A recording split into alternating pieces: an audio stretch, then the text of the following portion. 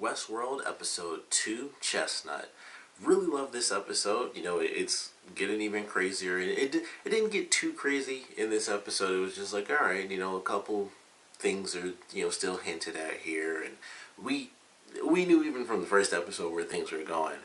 But this episode, they kind of took the more subtle approach. We have, you know, the man in black who's even crazier. I don't know what this maze is, but I recently, like, I actually, this same day, I watched the first episode over again because I was showing my girlfriend and some friends. I was like, I think you guys might like it. So we rewatched the first episode, or I was rewatching it and showing them. And they mentioned in the first episode that there hadn't been what they called a critical failure in 30 years. And the man in black mentioned, like, oh, I've been coming here for almost 30 years. And I don't know exactly what he's looking for, but I feel like whatever this maze is going to give him some sort of answer as to why whoever he was close to those 30 years ago was killed. And I just thought that was interesting. I know that I could easily be wrong, but I don't know. Now that I rewatched the first episode, I was like, man, maybe he has a connection to that critical failure that happened so long ago, and that is why he's no longer just playing the game to have fun. He was the person that lost someone, and now he's trying to get to this deeper portion of whatever this maze is. It's some super secret thing, and maybe this is what, another thing they talked about in the first episode is that it's Westworld itself is different to the different levels that kind of control it. To the people at the very top, this is something insanely different, and so it just seems very ominous. Like, what is this to the people up top? So I feel like this maze might have something to do with it. It's really hard to tell because, like I said, this dude just goes around and he has to do the craziest freaking stuff to make this happen. Like, he tortures the dude from the last episode. He finds out that that guy, Kissy, from the bar, is related to the dude that he ends up saving in this episode.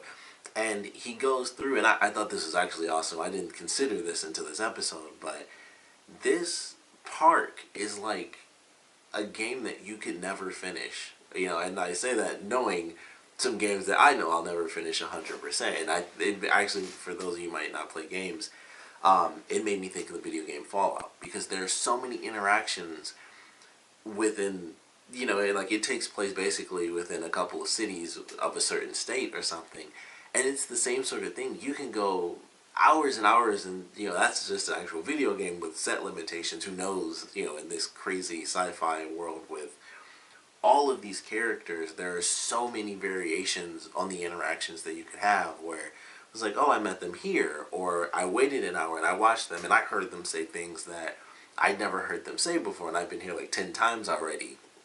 Really crazy stuff like that. And the man in black mentions, like, I know the song you whistle when you pee, I know your favorite drink, but I never knew, after all this time, that you had a family. And I thought that was crazy when he said that. I was like, wow, I don't know, it just didn't really occur to me. Like, they put it into a really grand scale, because the guy specifically said, like, I've been coming here for 30 years, and I never knew you had a family. And we also got to see another part of the city. They really expanded outside of the main town, because they mentioned that a lot in the first episode. Like, oh, basically level 1 is the normal city. You go in and it's like, oh, sleep with this random hooker, or, excuse me, kill, whoever, do whatever you want. And they say the further you go out, the crazier things get, which I would assume just means, like, crazy shootouts and the cannibal stuff, and what we saw a bit in this episode with Native American people, actually fighting against settlers and other crazy stuff like that. So, it was like, alright, we got to see a bit more of that. We got to see kind of the grander scale of things in this episode. We got to see another town that wasn't as wealthy and full of people, and had the train like right at the edge of town, stuff like that, which is a big deal in Western times. So we got to see another city. We got to see them do, like the hanging thing that was in like its own little section and stuff. So it was cool that we got to see an expansion of where things are inside of Westworld. And they also answered quite a few questions in this episode that I had from the first one, because I was like, I don't know how they get into the city. I don't know if they're doing, shrinking people and stuff. And I was like, I figure that's not what the case is. But we get to see that when people come into I guess whatever the main company is called, they've never really given a name for what this company that makes Westworld really is. So when people come into their facility, they come on the train, everybody's dressed all fancy. They actually have hosts meet them so they can sleep with these hosts if they want to. And so the way the episode starts with these two guys who aren't exactly friends, as the one guy mentions, they go in and he's looking around and he's like, all right, so this is really to pick out what I want. And he asks, the girl says like, I know you're wondering, so you can just ask. And he asks if she's a host, and she says if you can't tell, it doesn't matter. So he's going through and trying to figure out everything. His buddy just wants to sleep and kill with everyone because that's what he does. Like they don't really make a point of it. But when the guy gets on the train first, and I wish I knew that actor's name because I know him from It's Always Sunny in Philadelphia. But when he first gets on the train, he's getting the drink and stuff, and his buddy comes in. His buddy's zipping up his pants because he clearly slept with the host that was there, and he just sleeps with everybody because like when he first goes in, he grabs the man and the woman, and he's like, hey, do whatever. So he slept with the host or both of them probably before he got on the train, and we get to see what happens. They go in. They basically go through these doors, which also seem like elevators because, they both came through the same door. So it was like one person's, I guess their entire room, all the floors in the rooms move. That's how it has to be, really. Or the entire world moves down, I guess, or left and right to the other rooms. That's just how it kind of seriously has to be. So, they get on the train and then it just starts moving, and that's how they get into Westworld. So I thought that was cool. I was like, all right, we get to see how that plays out when they show all the, I guess they aren't dead bodies because they aren't technically alive, but when we see all the bodies, all the motionless bodies, I guess, that kind of shows like this is what they do when people go around killing all the hosts. Like they have all these bullet holes and stuff. They strip them all their clothes. They shower them down. They throw them in this room full of glass, and I assume they kind of just put them in a line. It's like, all right, let's take this piece of the skin off and then just plaster another, clean piece on or something like that. We have to refill it with blood because they have tons of blood. They drink liquor, like we've seen that, where they go in and they order liquor at the bar and stuff like that. So go in, basically empty them out of liquor and stuff like that, and then refill them with blood and stuff. So I was like, all right, we get to see some of the inner workings. Still not everything, but got to see some of it. Maeve, the hooker, she has a crazy moment in this episode. I can't wait to see what they do with her character because there's that scene where they had the promo for what was going to be coming up for the season, and she mentions like, I've died a bunch of times. How many times have you died? So her character is going to go further. Like she has a run-in. I can't even think of the main woman's name who kind of starts off all the madness. But she has a run-in with her, and she gets like the violent delights, or these violent desires lead to violent delights, or something like that. And it kind of triggers her, and so initially, like, their plan is to take her out of commission and stuff, but they send her back in, and oh man, it was just nuts. And then we get the flashback, which, if there's one thing this show does, which I never would have thought it would do, it puts in a lot of very intense and disturbing scenes, even for fake characters. It's like, wow, these are the past lives that they made for these characters, where I'm sure that actual dream or memory that she had, which was of a former version of her life, that was some sort of mission, like, oh, you can save the woman, like, because they kind of talked about the new storyline that they were making up. It was like, oh, save the woman from the savages and all that crap. So they go through this crazy flashback, which is sort of an actual nightmare, but really just an actual memory of her former kind of role as a host with an actual family and a daughter. And it was crazy. I mean, the way they went through that, and the use of slow motion, and people dying here and people dying there, getting beat over the head. And then she's in the house, and the man in black comes in, and it was just crazy. And I knew that happened because there was one of the scenes in the promo where she was getting stabbed. And I think they didn't use that scene, or maybe we'll see it again. Because if I remember right, she was actually standing, and we see the knife go through her during the scene that I saw. But she closed her eyes, and she actually woke herself up. And of course, the guys are freaking out like, oh, you didn't put her in the sleep mode and all this other stuff, but he definitely did, and that was her just recounting her actual past life more as a memory, and she kind of blended things together where she's like, I always, take a deep breath and I close my eyes and I count to three, and then I wake up. So she actually does that, and she's going around, she's seeing escalators and stuff, and this is like, who knows what to her, and she just sees all these bodies and all this madness, and it was just really crazy. I was like, I love this scene. It didn't get as crazy as I thought, because I thought for sure she'd actually end up killing somebody, or more people would find out what happened, but they don't really seem to find out, so everything kind of, at this point, it gets solved, but of course they're like, oh, we didn't put her in sleep mode. They don't know that it's a part of a much, much worse problem for them. So, that should be interesting come episode 3, but love what they did with her. I'm excited to see where they take her, and I wish, like I said, I wish I could remember the main girl's name. I just really can't. I know it starts with an O, but it's not Ophelia, and it's not Odessa, which is, I don't know why that's in there. It's got like an L and an O in there somewhere. I just can't think of what her name is. But she wasn't in this as much as I thought. I thought that would be a big part of it. And she's in it just a little bit. And they have, towards the end of the episode, the sort of not a-hole guy who's introduced in the beginning. He ends up falling for her. He meets her, and that's kind of going to be the thing of the next episode.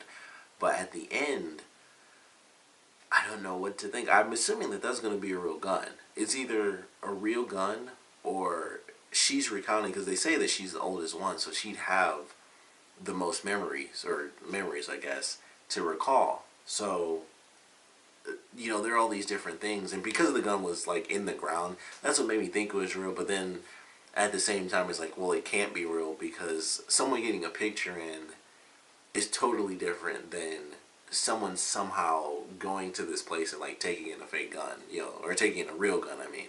So I don't think that's going to end up being the case. I don't think, the gun that she picked up is going to somehow end up being a real gun, because that just wouldn't make any sense.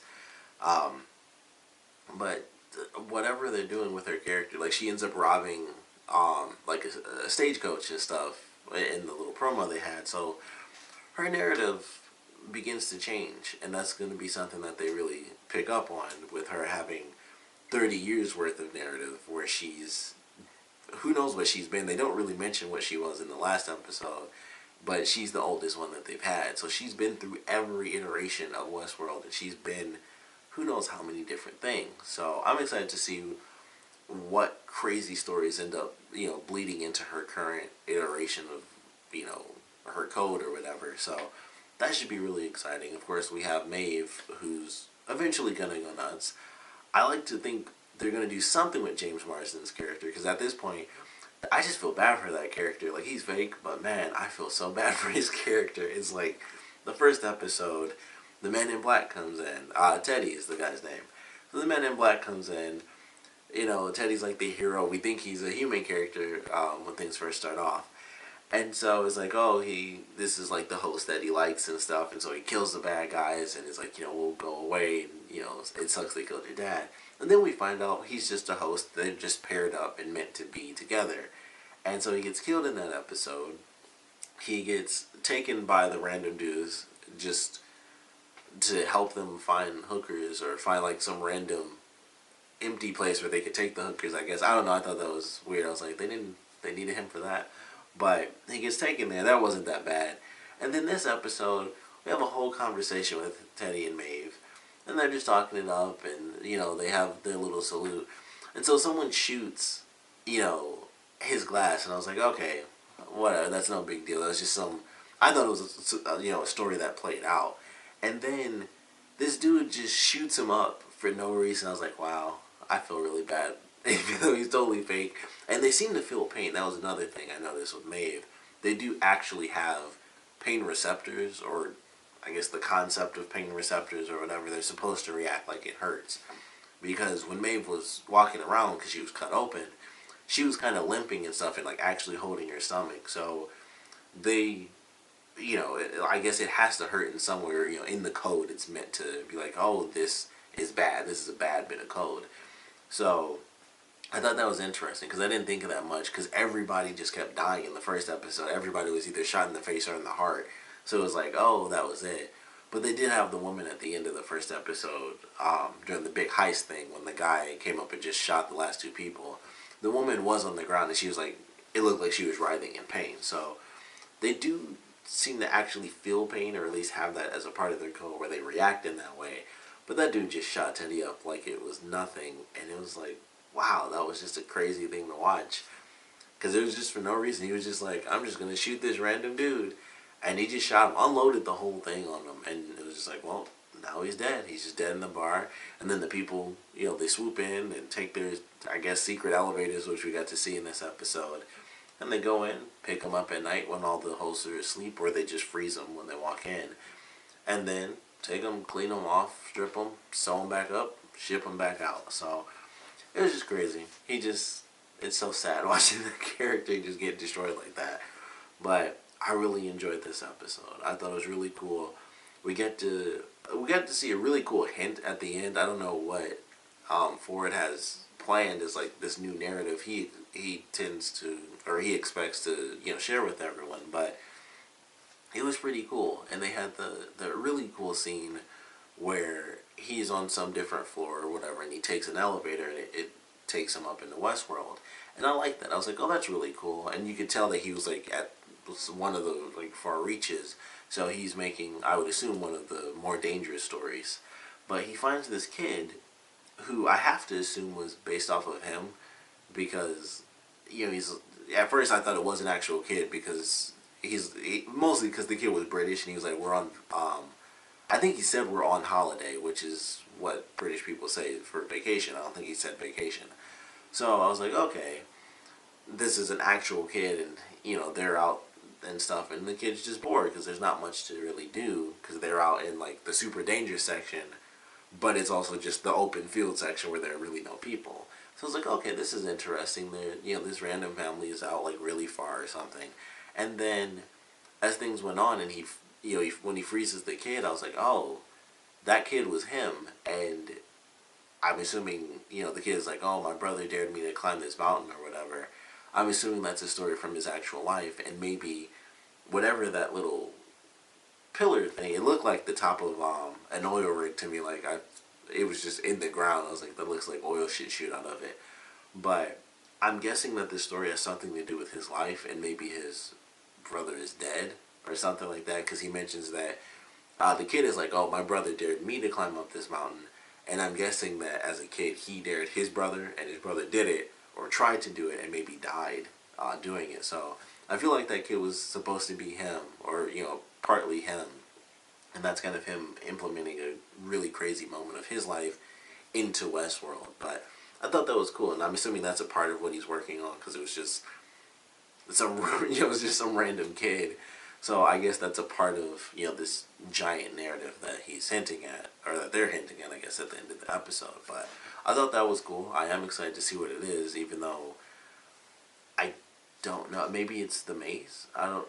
It's really hard to tell what stuff is going to end up connecting and what won't. But I'm really enjoying the show. I'm excited. I already hope this gets a second season because I'm like, man, there's so much crazy stuff going on.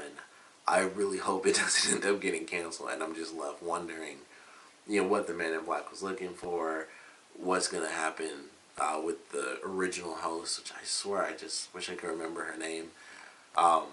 Just everything, the action too, and the action is cool, but it's also messed up because like we had the scene in this episode with the Man in Black where he's just waiting. He's like, you know, he knows what's about to happen, and he's like, all right, I can't be hurt. Nothing's gonna happen here. Since he's setting the bullets up and stuff, and I'm assuming, I guess these were special bullets. That's why he emptied his gun out. So he's setting up these bullets and stuff. He's waiting for everyone. He's like, okay, everyone's around. Time to get going. So he, you know, he stabs the dude in the neck, uses a shotgun to blow the other guy away, and he's just lighting everybody up because of course nothing can happen to him. And then I don't know if this is something that actually existed or if this is something they made in the show, but I'd never seen a revolver where he pulls it back and then he like flicked down that little thing so it makes the pin a bit shorter, which I assume, I wouldn't think that would make it tougher. I would think that would actually make it weaker because it's a less less space in between. I would think that would actually make it weaker, but maybe it's like a double pin where you know, knock the hammer in and it, you know, as it comes into contact, the shorter piece that he added actually shoots extra. So I'm guessing that's what it was. I'd never seen that in my life, and I was like, that's actually really sweet. And he goes through, it wasn't concrete. There's something. I just don't know what it's called. It's like something really, really old, like an old ancient thing. But he shoots through it, and that was a crazy scene to me. Like, the guy's praying, and when he gets shot in the neck, just the way it looked, like where it was really his hand, because it seemed like he got shot and he kind of froze, and his hand just looked like it went really, really stiff. I was like, something about that seemed oddly realistic to me. And I was like, that's kind of what I like about this show, is that it does that sort of crazy fantasy thing where people do crazy stuff. Like when you play games, you go nuts and you beat evil because it's just a game. But when you see it, even though it's a TV show and even though the people all dying are fake, it's like this dude is in like the real life version of like a Grand Theft Auto game, and he is like destroying people, even in their little fake lives. Like Grand Theft Auto is like, oh, that's just a random person on the street. This is like, I knew you for 30 years. I didn't know you had a family, and you know, hey, where's the maze? And then he just like blows this dude's wife away in front of him, and it's like they made the lives of these hosts way too realistic. Like that's just tragic to watch, and it's so fake, and it's just like that's still really sad to watch, but it's super awesome. Also, very small glimpse when he's killing everybody, where like the head of security dude is like, oh, that man gets whatever he wants, and that's it. And I'm like, all right, so he's paying a gajillion dollars, I guess, but still don't know where he's headed. Lots of crazy mysteries coming up, but really love this episode. Definitely want to know what you guys thought about it. So please comment below. Let me know your favorite parts, or least favorite parts. And I want to know what you think is going to happen. Currently, we only have our original host and Maeve. So I want to know who you guys think is next and what you think is going to happen with our current hosts that are experiencing their, you know, former lives, because it's just going to get worse for everybody, and that should actually be very exciting. But I want to know where you guys think it's headed and what you thought about the episode in general. So please comment below, let me know, and thanks for watching.